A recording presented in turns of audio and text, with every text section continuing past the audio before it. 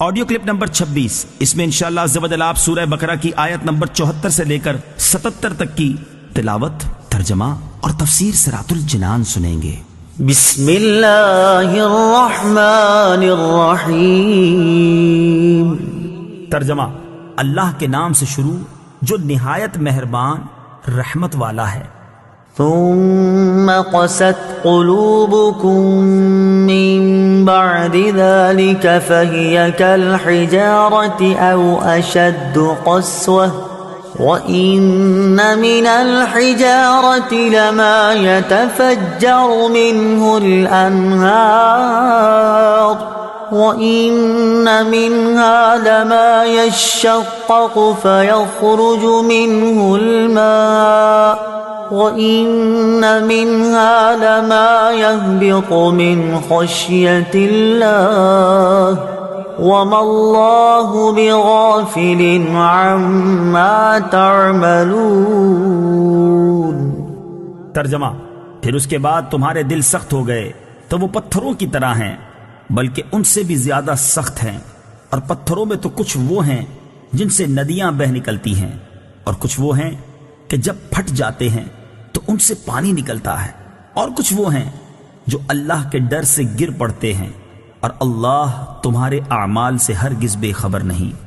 ثم قست قلوبکم، پھر تمہارے دل سخت ہو گئے۔ تفسیر صراط الجنان میں ہے، اس آیت کی ایک تفسیر یہ ہے کہ حضور پر نور صلی اللہ تعالی علیہ وآلہ وسلم کے زمانے میں موجود یہودیوں کو مخاطب کر کے فرمایا گیا کہ اپنے آباء و اجداد کے عبرت انگیز واقعات سننے کے بعد تمہارے دل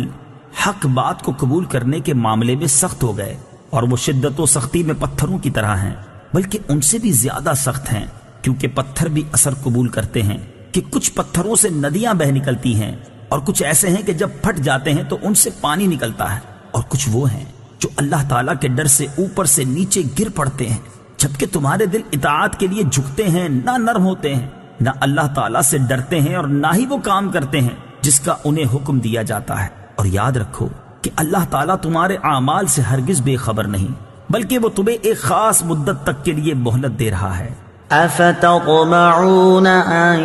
يؤمنوا لكم وقد كان فريق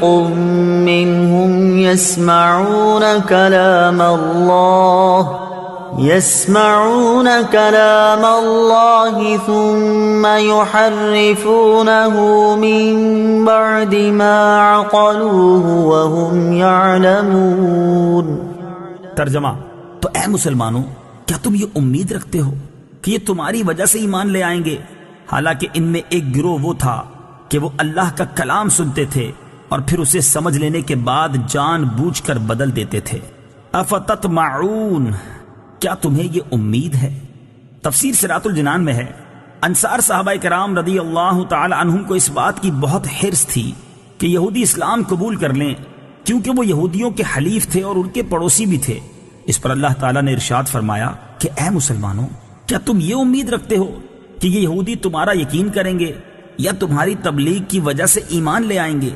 حالانکہ ان میں ایک گروہ وہ تھا جو صرف علماء پر مشتمل تھا، وہ اللہ تعالیٰ کا کلام یعنی تورات سنتے تھے اور پھر اسے سمجھ لینے کے بعد جان بوجھ کر بدل دیتے تھے۔ اسی طرح ان یہودیوں نے بھی تورات میں تحریف کی اور رسول کریم صلی اللہ تعالی علیہ وآلہ وسلم کی نعت بدل ڈالی، تو ایسے لوگ کہاں ایمان لائیں گے؟ لہٰذا تم ان کے ایمان کی امید نہ رکھو۔ وَإِذَا لَقُوا الَّذِينَ آمَنُوا قَالُوا آمَنَّا وَإِذَا خَلَا بَعْضُهُمْ إِلَى بَعْضٍ قَالُوا أَتُحَدِّثُونَهُم بِمَا فَتَحَ اللَّهُ عَلَيْكُمْ لِيُحَاجُّوكُم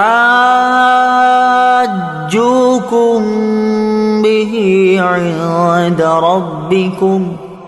أَفَلَا تَعْقِلُونَ أَوَلَا يَعْلَمُونَ أَنَّ اللَّهَ يَعْلَمُ مَا يُسِرُّونَ وَمَا يُعْلِنُونَ۔ ترجمہ: اور جب یہ مسلمانوں سے ملتے ہیں تو کہتے ہیں کہ ہم ایمان لا چکے ہیں، اور جب آپس میں اکیلے ہوتے ہیں تو کہتے ہیں کیا ان کے سامنے وہ علم بیان کرتے ہو جو اللہ نے تمہارے اوپر کھولا ہے، تاکہ اس کے ذریعے یہ تمہارے رب کی بارگاہ میں تمہارے اوپر حجت قائم کریں۔ کیا تمہیں عقل نہیں؟ کیا یہ اتنی بات نہیں جانتے کہ اللہ جانتا ہے جو کچھ وہ چھپاتے ہیں اور جو کچھ ظاہر کرتے ہیں؟ وَإِذَا لَقُوا، اور جب وہ ملتے ہیں۔